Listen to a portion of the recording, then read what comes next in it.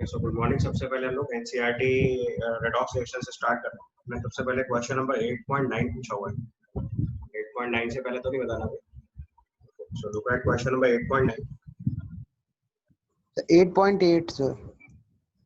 8.8 में लिखा है भाई sulphur dioxide and hydrogen peroxide can act as oxidising as well as reducing agent in their reaction, but ozone and nitric acid is not possible. तो आपको बताया था कि अगर कोई सब्सटेंस अपने जैसे SO2 है, SO2 में सल्फर का ऑक्सीडेशन होता है +4, H2O2 में ऑक्सीजन का ऑक्सीजन स्टेट -1, उसका जो हाईएस्ट ऑक्सीजन स्टेट है वो +6 तक जा सकता है, और जो मिनिमम ऑक्सीजन स्टेट है वो कहाँ तक आ सकता है, -2 तक। अगर हम सल्फर का ऑक्सीजन स्टेट लिखें तो +6 तक मैक्सिमम जाएगा और -2 तक मिनिमम जाएगा। SO2 में +4 है तो उसका मतलब उसका ऑक्सीजन स्टेट इंक्रीज भी कर सकता है, डिक्रीज भी कर सकता है। सिमिलरली ऑक्सीजन का ऑक्सीडेशन नंबर अगर चेक करेंगे तो वो -2 भी जा सकता है और इधर 0 भी जा सकता है। उसका ऑक्सीडेशन नंबर इंक्रीज भी पॉसिबल है, डिक्रीज भी पॉसिबल है। ऑक्सीडेशन नंबर इंक्रीज भी पॉसिबल है और डिक्रीज भी पॉसिबल है। तो उसका मतलब इन दोनों सब्सटेंसेस का बिहेवियर कैसा होगा, ये ऑक्सीडाइज एजेंट भी हो सकते हैं, रिड्यूसिंग एजेंट भी हो सकते हैं। बट अगर यही चीज HNO3 और ओजोन के लिए चेक करोगे तो HNO3 में नाइट्रोजन का ऑक्सीजन स्टेट +5 है, ओजोन में 0 है। अब इसका नाइट्रोजन का जो मैक्सिमम ऑक्सीजन स्टेट पॉसिबल है +5 ही है, तो फर्दर इंक्रीज हो नहीं सकता, घट सकता है माइनस तक। तो इसका मतलब HNO3 ऑक्सीडाइजिंग एजेंट हो सकता है बट नॉट रिड्यूसिंग एजेंट। क्यों रिड्यूसिंग एजेंट नहीं हो सकता है? क्योंकि उसका फर्दर ऑक्सीडेशन पॉसिबल नहीं है। इस तरह के सवाल में पैकेज में भी थे।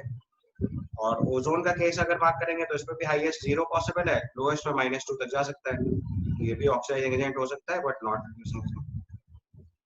तो अगर कोई भी सब्सटेंस किसी कंपाउंड के अंदर हाईएस्ट ऑक्सीजन स्टेट कैरी कर रहा होता है तो उसका फर्दर ऑक्सीडेशन पॉसिबल नहीं होता, और अगर लोएस्ट ऑक्सीजन स्टेट कैरी कर रहा होता है तो उसका फर्दर रिडक्शन पॉसिबल नहीं होता।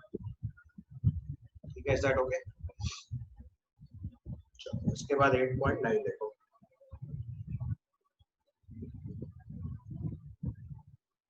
ये आपका क्वेश्चन नंबर 8.8 हो गया।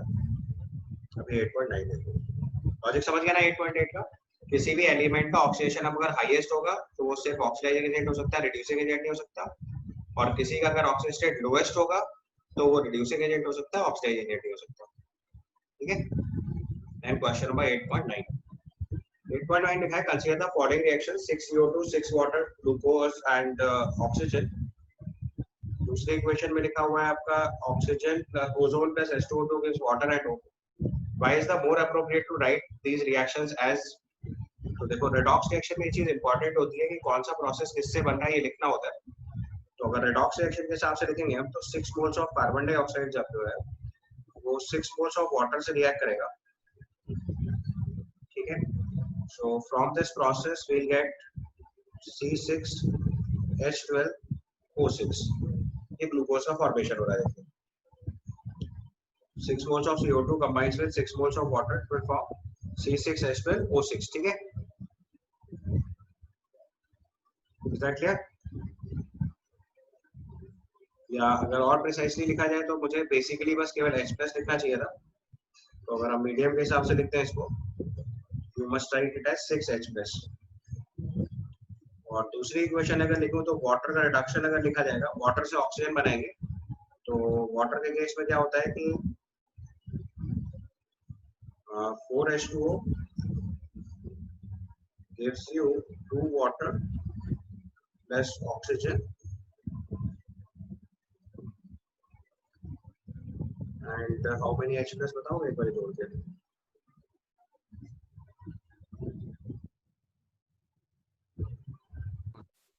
4H+। तो ऐसे आएगा 4H+। ठीक है।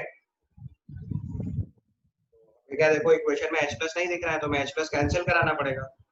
तो बेटर तरीका क्या है कि हम H+ की जगह यहाँ पे 6 यूनिट्स लिखें। So if you write it as 12 water, then it is 6 water, 6 oxygen and 6 H+। तो आप देखो टिपिकल रेडॉक्स रिएक्शन दिख रही है आपको। पुराने स्टेप में देखो 6 इलेक्ट्रॉन लेफ्ट हैंड साइड में ऐड कर सकते हैं, तो नीचे वाली रिएक्शन में 6 इलेक्ट्रॉन राइट हैंड साइड में ऐड कर सकते हैं। Is that clear? पॉइंट समझ में आया? CO2 का 6H+ से रिएक्शन करा के हमने 6 ग्लूकोज बना दिया और 12 वाटर मॉलिक्यूल से 6 वाटर मॉलिक्यूल, 6 ऑक्सीजन और 6 H+ बना दिया। अब अगर इन दोनों इक्वेशंस को ऐड करके लिखें तो you will write 6 CO2 12 water gives 6 water C6H12O6 plus 6 oxygen. अब देखो रूल के हिसाब से आप 6 वाटर राइट साइड का 6 वाटर लेफ्ट साइड से कैंसिल करके पहले वाले तरीके से इक्वेशन लिख सकते हो। बट जब पहले वाले तरीके से लिखोगे तो आपको क्लियरली समझ नहीं आएगा कि किससे क्या बन रहा है। बट अगर आप ऐसे वाले स्टॉप सेकंड वाले प्रोसीजर से रिएक्शन लिखोगे, you can easily predict that 6 moles of CO2 will combine with 6 moles of H+ to form glucose, and water से जो है वो ऑक्सीजन प्लस वाटर दोनों बन रहा है। क्लियर समझ में आया? अब ऐसे अगली वाली रिएक्शन देखो दूसरे वाले प्रोसेस में। तो दूसरे वाले प्रोसेस में देखो, अगर हम ओजोन की रिएक्शन H2O2 से लिख रहे हैं तो ओजोन से देखो ऑक्सीजन बन रहा है और H2O2 की रिएक्शन से भी वाटर प्लस ऑक्सीजन बन रहा है। तो अगर आप इन दोनों को ऐड करके लिखेंगे तो it is ozone plus H2O2 gives water plus oxygen plus oxygen. तो अगर 2 मोल ऑक्सीजन एक साथ लिख दोगे तो आपको ऐसा लगेगा कि दोनों ऑक्सीजन या तो ओजोन से आ रही है वाटर H2O2 से आ रही है। बट अगर आप अलग अलग 2 बार H2O लिखोगे तो इससे क्लियर समझ आएगा कि एक ऑक्सीजन ओजोन से आ रही है और एक H2O2 से आ रही है। That means they are from different sources. समझ में आई बात? इसलिए सही तरीका जो है वो दूसरे तरीके से लिखना है। तो आप पहले तरीके से भी लिख सकते हो, बट उसने बोला सेकंड तरीका ज्यादा अप्रोप्रिएट है। तो ज्यादा अप्रोप्रिएट होने का रीजन क्योंकि उससे आपको क्लियर कट पता चल रहा है कि रिएक्शन कैसे हो रही है। जैसे अगर मैं आपको थोड़ा सा स्पेसिफिक तरीके से बताऊं तो जैसे मान लो ओजोन का जो ऑक्सीजन है उस पर ऑक्सीजन 18 लिख दिया जाए, जो एक ऑक्सीजन का आइसोटोप है, और H2O2 के ऑक्सीजन पे 16 लिखते हैं, तो जब इसका प्रोडक्ट आएगा तो 2 मोल ऑक्सीजन नहीं बनेगी। एक ऑक्सीजन पे ऑक्सीजन 18 होगा और एक ऑक्सीजन पे ऑक्सीजन 16 होगा। तो इससे पता चल रहा है कि एक ऑक्सीजन जो है वो ओजोन से आ रही है और एक ऑक्सीजन H2O2 से आ रही है। तो they are not same. Although जब O2 लिखेंगे तो सेम ही है, इसलिए हम O2 लिख सकते हैं। बट अगर बिल्कुल अप्रोप्रिएट तरीके से आप इक्वेशन का प्रोसेस समझाना चाहते हैं तो हम लोग इसको ऐसे लिखेंगे। समझ गए? और उसने अगले क्वेश्चन पूछा है also suggest the technique of to investigate the path of the above A and B redox reaction. तो मैंने देखो आपको दोनों रिएक्शन अलग-अलग लिख के दिखा दी। अब ऑक्सीडेशन रिडक्शन के दोनों हाफ अलग-अलग लिख सकते हो। तो loss of electron, gain of electron clearly समझ आ रहा है, तो इससे आपको क्लियर समझ आएगा कि दो अलग-अलग रिएक्शन से दो अलग-अलग तरीके के प्रोडक्ट बन रहे हैं। क्लियर? फिर आपने पूछा क्वेश्चन नंबर 10।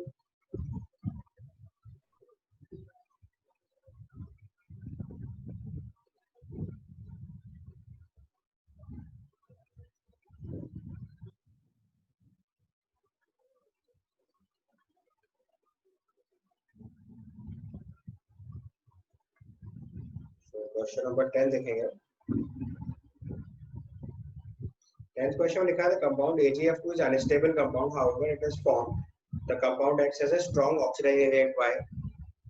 तो देखो जब हम AgF2 लिख रहे हैं तो आपको एक चीज तो क्लियर पता है कि फ्लोरीन का ऑक्सीजन स्टेट हमेशा -1 होगा। यहाँ पे सिल्वर 2+ और फ्लोराइड आयन होगा। और सिल्वर का जो स्टेबल ऑक्सीजन स्टेट होता है वो होता है +1। तो उसका मतलब जो Ag2+ फॉर्म है वो एक इलेक्ट्रॉन गेन करके बहुत जल्दी Ag+ में कन्वर्ट होगा।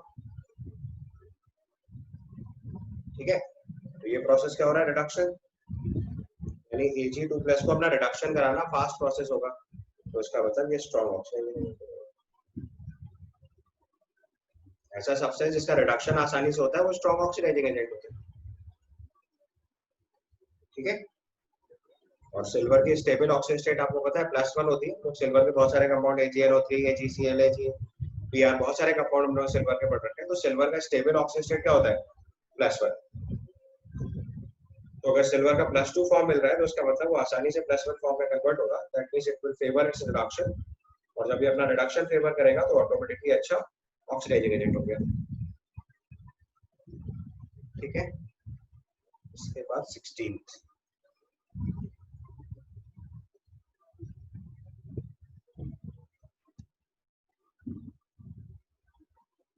16th क्वेश्चन लिखा है why does the following reaction occurs. What conclusion about the compound Na4HgO6 of which HgO3 is a part can be drawn from this reaction? तो देखो सबसे पहले आप इक्वेशन लिखो, it is HgO6 4- plus 2F- plus 6H+ gives HCO3 gaseous plus F2 gaseous plus 3 water.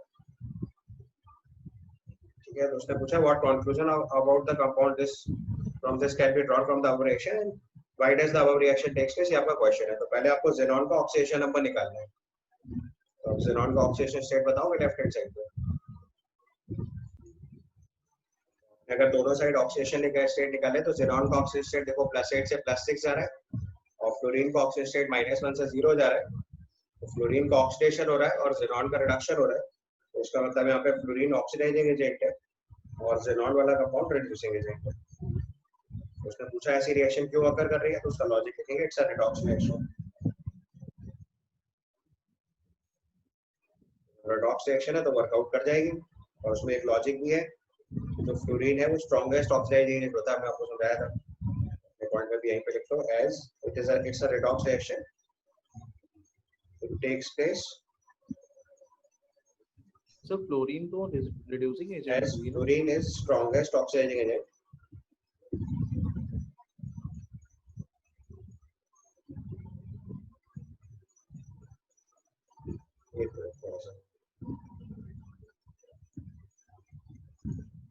Sir fluorine का देखो oxidation हो रहा है तो रिड्यूसिंग एजेंट बना और xenon जो है वो ऑक्सीडाइजिंग एजेंट है. उल्टा लिख दिया. xenon का रिडक्शन हो रहा है तो ये ऑक्सीडाइजिंग एजेंट हुआ. फ्लोरीन का ऑक्सीडेशन हो रहा है तो ये ऑक्सीडाइजिंग ये रिड्यूसिंग एजेंट हुआ. ये रेडॉक्स रिएक्शन इसलिए वर्कआउट कर रही है और xenon अपना हाईएस्ट ऑक्सीजन स्टेट का कंपाउंड है. यहाँ पे लिख लो तो HCO6 माइनस में xenon have highest oxidation number.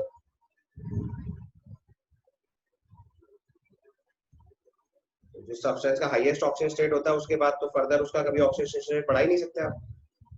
तो हाईएस्ट ऑक्सीडेशन नंबर ये ऑलवेज ऑक्सीडाइजिंग एजेंट ही होगा. ठीक है,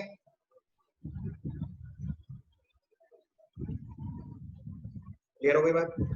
जो हमारा xenon है उसमें उसका हाईएस्ट ऑक्सीजन स्टेट है +8 तो उसके बाद उसका फर्दर ऑक्सीजन स्टेट तो इंक्रीज करा ही नहीं सकते.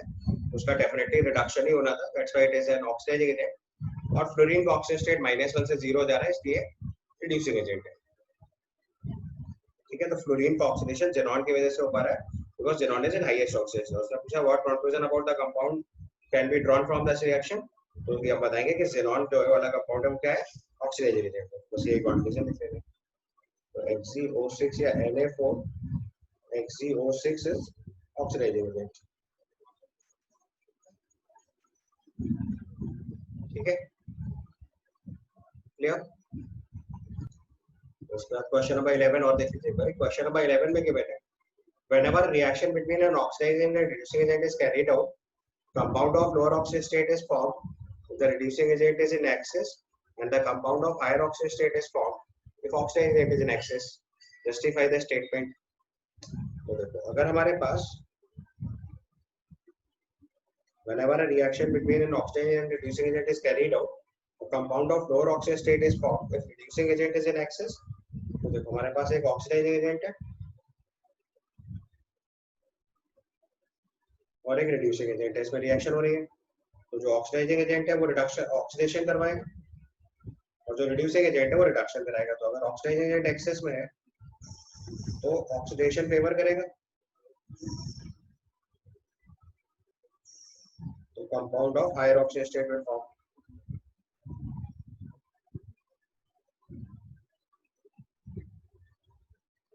Compound of higher oxidation number will form. ये समझ में आया क्यों? क्योंकि ऑक्सीडाइजिंग एजेंट का काम क्या होता है, ऑक्सीडेशन कराना. तो अगर ऑक्सीडाइजिंग एजेंट एक्सेस है तो ऑक्सीडेशन फेवर करेगा. और दूसरा केस अगर रिड्यूसिंग एजेंट एक्सेस में है तो रिड्यूसिंग एजेंट क्या कराता है, रिडक्शन कराता है. तो क्या करेगा, ऑक्सीडेशन नंबर डिक्रीज करेगा. तो ऑक्सीडेशन तो रिडक्शन फेवर्स आएगा. तो compound of lower oxygen state will form. समझ आया? ऑक्सीडाइजिंग एजेंट का काम ऑक्सीडेशन कराना होता है, रिड्यूसिंग एजेंट का काम रिडक्शन कराना होता है. जो ऑक्सीडाइजिंग एजेंट है अगर वो एक्सेस में होगा तो कंपाउंड हायर ऑक्सीजन स्टेट का बनेगा और अगर रिड्यूसिंग एजेंट एक्सेस में होगा तो कंपाउंड लोअर ऑक्सीजन स्टेट का बनेगा. ठीक है,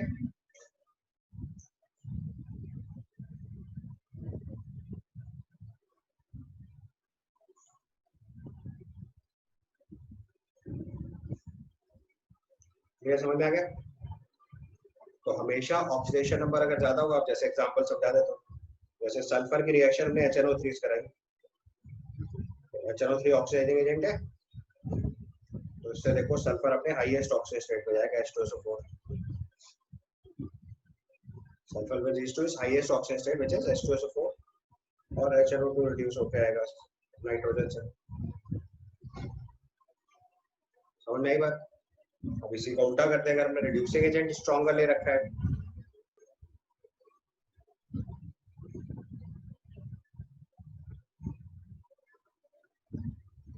तो जैसे देखो KMnO4 की रिएक्शन में आपने H2C2O4 ले रखा है, ये आपका रिड्यूसिंग एजेंट है, तो मैग्नीज का ऑक्सीजन स्टेट देखो +2 में जा रहा है, कार्बन CO2 जा रहा है। समझ में आ रही बात है? यहाँ देखो ये +1 ऑक्सीजन स्टेट आ रही है, हायर ऑक्सीडेशन नंबर, और यहाँ +2 आ रही है, लोअर ऑक्सीडेशन नंबर। समझ में आई बात? चलो इसके बाद पूछा है 12th का, how do you count for the following observation? Although alkaline potassium permanganate and acidic permanganate both are strong used as oxidant, yet manufacturing of benzoic acid from toluene uses alcoholic potassium permanganate. तो देखो इसके पीछे concept ये है कि like dissolves like होता है, benzene जो है वो ऑर्गेनिक कंपाउंड है, सॉरी टोलुइन जो है ये ऑर्गेनिक कंपाउंड है,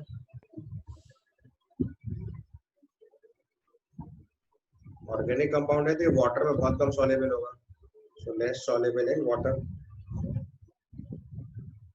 but more soluble in alcohol.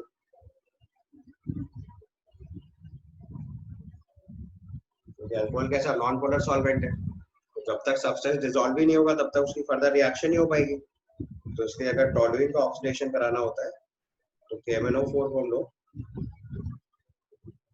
Alcoholic medium में ले लेते हैं।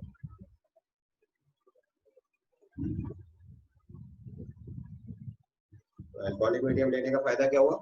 टोलुइन इसमें आसानी से डिसॉल्व हो जाएगी और फिर ऑक्सीडाइज हो जाएगी, ये टोलुइन से आपका बेंजोइक एसिड हो जाएगा। सर अल्कोहलिक मीडियम के टेम्परेचर में भी डिपेंड करता है क्या? नहीं, टेम्परेचर से अल्कोहलिक मीडियम को मीडियम मतलब सॉल्वेंट कौन सा ले रहे हो, पानी ले रहे हो तो एक्वस मीडियम, अल्कोहल ले रहे हो तो alcoholic medium, that is solvent medium. अगले पार्ट में लिखा हुआ है when concentrated sulfuric acid is added to the inorganic mixture containing chlorine, we get colorless constant swelling as HCl. But if the mixture containing bromine, we get the red vapor of bromine. तो देखो उसमें logic क्या है कि chlorine की reaction H2SO4 से करा रहे हैं, ये रिडॉक्स रिएक्शन नहीं हो रही, देखो सिंपली HCl बन जा रहा है।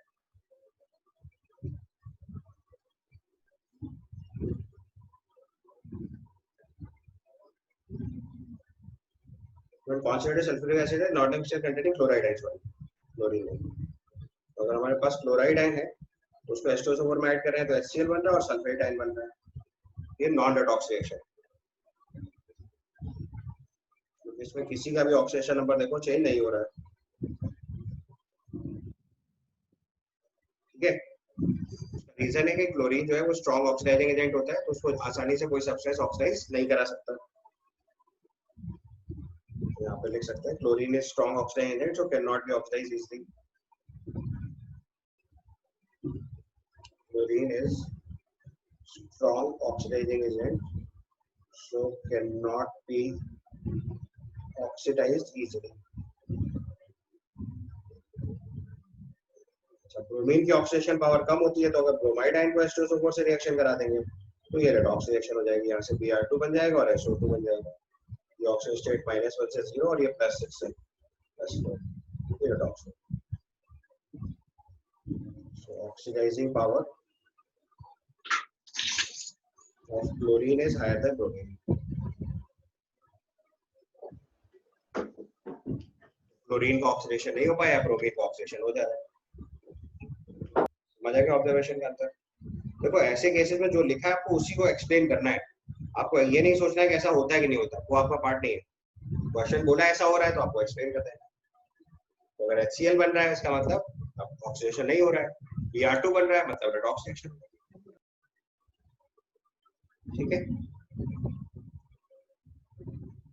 इसके बाद आपने नेक्स्ट क्वेश्चन जो पूछा हुआ है question number 25।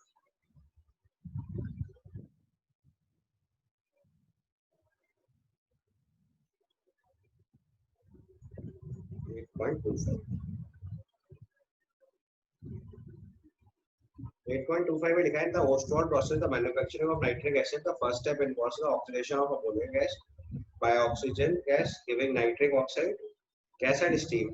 What is the maximum weight of nitric acid that can be obtained starting only with 10 gram of ammonia and 20 gram of oxygen? Equation balance करके लिखनी पड़ेगी आपको। इसमें सबसे पहले रिएक्शन में बोला हुआ है कि अमोनिया की रिएक्शन ऑक्सीजन से करा रहे हैं और इस प्रोसेस से नाइट्रिक ऑक्साइड बन रहा है और वाटर बन रहा है। इसके बाद जो नाइट्रिक ऑक्साइड होता है वो फिर से ऑक्सीजन से रिएक्ट करके NO2 बनाता है और जो NO2 है उसमें वाटर ऐड करने से HNO3 और HNO2 बनता है। ये रिएक्शन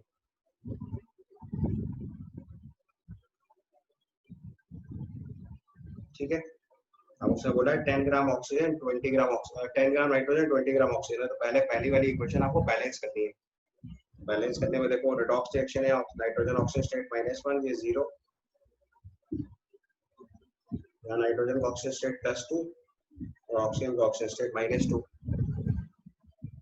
टिपिकल रिडॉक्स रिएक्शन है, एक बार आप फटाफट बैलेंस करके बताओ तब मैं आगे सॉल्व करूंगा। 45 सबसे पहले आपने बैलेंसिंग और रिडॉक्स रिएक्शन से बैलेंस कर लिया इसको, तो ये अच्छी बात है। आपके कोफिशिएंट आ रहे हैं 4, 5, 4, 6। अब सिंपली लिमिटिंग रिएजेंट का क्वेश्चन हो गया।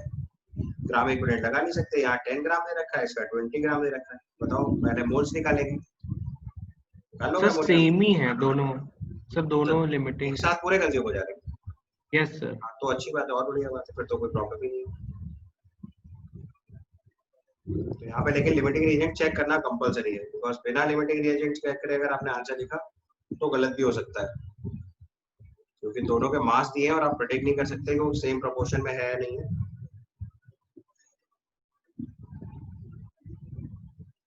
ये क्वेश्चन है, तो उसके मोल्स लिखेंगे तो 10/17 आएगा और ये 20/32 आएगा। एक बार जरा चेक करो कि लिमिटिंग सही में नहीं आ रहा कोई भी। चेक एक बार चेक करने में क्या जाता है। मोल्स अपॉन स्टोइकियोमेट्रिक कोएफिशिएंट करके चेक करो। आगे मोल कांसेप्ट की तरह सॉल्व करना है। मेरे हिसाब से आप सॉल्व करोगे तो मुझे लग रहा है ये लिमिटिंग रिएजेंट आ रहा होगा। ऑक्सीजन आ रहा है। हाँ, तो ऑक्सीजन आ रहा है तो ऑक्सीजन से मोल्स निकालेंगे। तो अगर ऑक्सीजन लिमिटिंग है तो 5 मोल ऑक्सीजन से 4 मोल NO बन रहा है, तो मोल्स ऑफ NO फॉर्म होगा 4/5 into 20/32। जो वहाँ NO बन रहा है वो अगली रिएक्शन में रिएक्ट कर रहा है, उस NO से NO2 बनेगा। तो जितने मोल NO है उतने ही मोल NO2 बन जाएगा। यहाँ बैलेंस करोगे तो हाफ O2 लिख लोगे, और जितने मोल NO बन रहा है उतने ही मोल NO2, तो वही NO2 लास्ट स्टेप में रिएक्ट हो रहा है, तो वो 4/5 into 20/32 मोल आ रहा है। और एक मोल NO2 से एक मोल HNO3 बन रहा है। वही समझ से बैलेंस करके देखो, ये बैलेंस ही लिखा हुआ है। तो 2H2O करोगे तो मुझे लगता है बैलेंस हो जाएगा। हो जाएगा क्या? तो 2NO होगा केवल। 2NO2 कर दो तो बैलेंस। देखिए बैलेंस हो गया ना। HNO3 इसका हाफ मोल बन रहा है, तो मोल्स ऑफ HNO3 फॉर्म होगा 1/2 into 4/5 into 20/32 मोल्स, और बाद में से मोलर मास से मल्टीप्लाई कर देना।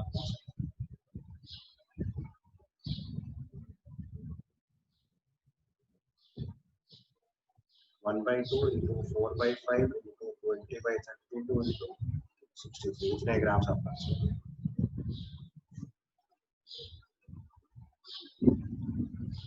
ठीक है, और तो यहाँ पे थोड़ा ट्रिक है। अभी जो HNO2 है वो भी डिकम्पोज होकर HNO3 बनाएगा, तो उसने चूंकि मैक्सिमम अमाउंट पूछा है तो बेटर रहेगा हम पूरा HNO3 से ही बैलेंस कर दें। ठीक है, आप ऐसे भी कर सकते हो, इसमें कोई प्रॉब्लम नहीं है। इसको ऐसे भी लिख सकते हो, मतलब subjective it is allowed, but question में ध्यान से देखो, उसने पूछा maximum weight of nitric acid form, तो इसका मतलब जो HNO2 बन रहा है उसको भी हीट करा के HNO3 में कन्वर्ट करा दो। समझ में आई बात नहीं? तो इसको अगर हम बैलेंस करेंगे तो HNO2 की जगह पे NO लिखो, ताकि जो उससे भी जो HNO2 बन रहा है वो भी लिख लो। अभी बैलेंस करके बताओगे कितना आएगा? ये समझ से ये NO2 प्लस वाटर लिख रहा है तो HNO3 प्लस NO ही बन जाएगा। देखो ये भी बैलेंस है क्या? सर पर हमें तो नाइट्रिक ऑक्साइड चाहिए ना केवल। Yes sir, NO। Yes sir, केवल NO लेना था सर, वो तो फर्स्ट स्टेप से आ जाता। The first reaction. हाँ फर्स्ट रिएक्शन आ रहा है, बट HNO2 को अगर हम वाटर से रिएक्शन कराएंगे तो it will form HNO3 and HNO2। पहले मैंने जो इक्वेशन लिखी थी वो बैलेंस थी, बट जो HNO2 होता है ना वो उसको भी हीट करते हैं तो HNO3 बन जाएगा। अभी अगला स्टेप अगर चाहो तो अलग से लिख लो। HNO2 को अगर हम हीट करेंगे तो ये HNO3 बनेगा, इसके 2 मोल ले लें तो, और बैलेंस करके बताओ मैं समझ से NO आ जाएगा।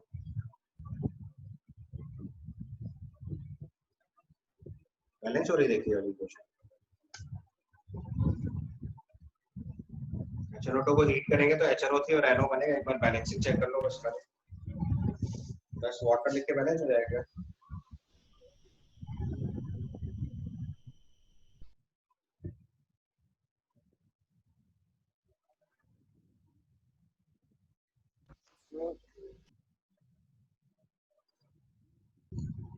तो अगर क्वेश्चन में पूछा है maximum amount of HNO3 form, तो जो HNO2 है वो भी HNO3 में कन्वर्ट होगा, तो 3 मोल HNO2 से 1 मोल HNO3 और बनेगा।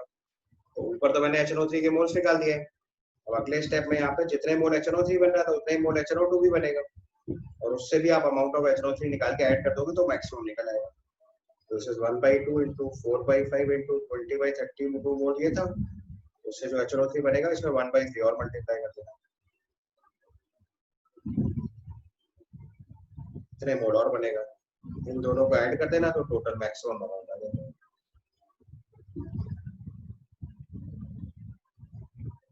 ठीक है, समझ में आ गई बात? और दोनों तरह के केस हैं। आप अगर स्कूल एग्जाम पे लिख रहे हो तो आप बीच वाले स्टेप पे भी छोड़ सकते हो, HNO2 बना के छोड़ दो आगे।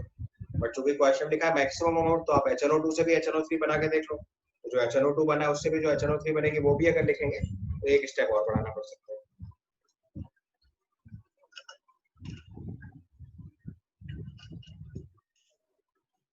ठीक है, दोनों से जो अमाउंट ऑफ HNO3 आएगा उसको ऐड कर देना तो टोटल अमाउंट निकल आएगा। कर लोगे आगे सॉल्व?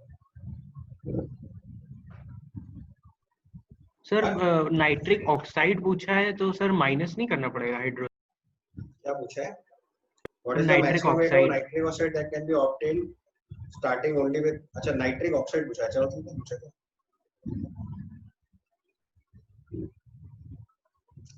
तब तो फिर कुछ करना ही नहीं है, फिर तो पहले ही स्टेप पे क्वेश्चन खत्म हो जाएगा। तो मुझे लगा आपसे इतना टेढ़ा सवाल नहीं पूछा जाएगा। What is the maximum rate of nitric oxide? तो और सिंपल काम है, तो यही सॉल्व हो गया ना। ये आपका नाइट्रिक ऑक्साइड फॉर्म हो गया, बस यहीं पे छोड़ देना।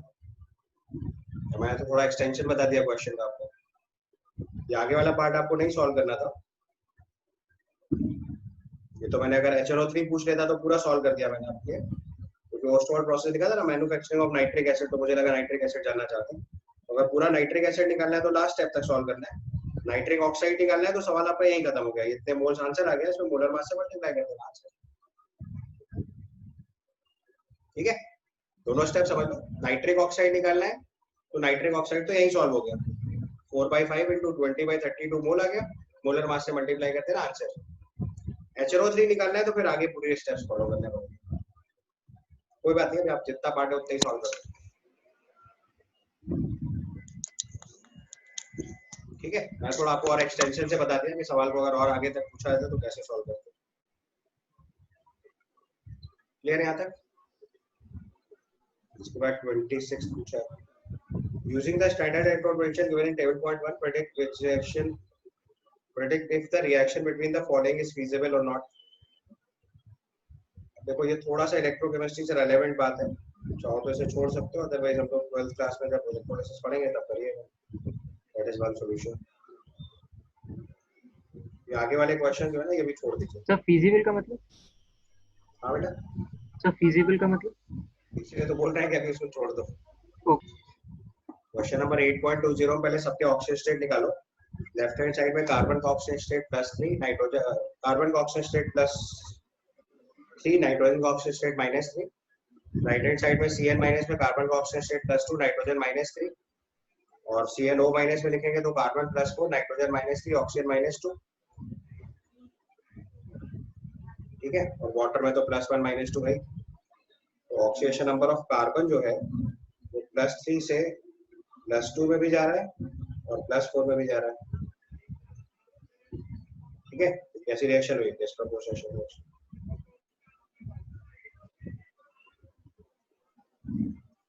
एक ही सब्सटेंस का oxidation as well as reduction हो रहा है। Oxidation as well as reduction of carbon takes place, that's why it is a disproportionation reaction. Okay, carbon का ही ऑक्सीडेशन हो रहा है और कार्बन का ही रिडक्शन हो रहा है। ठीक।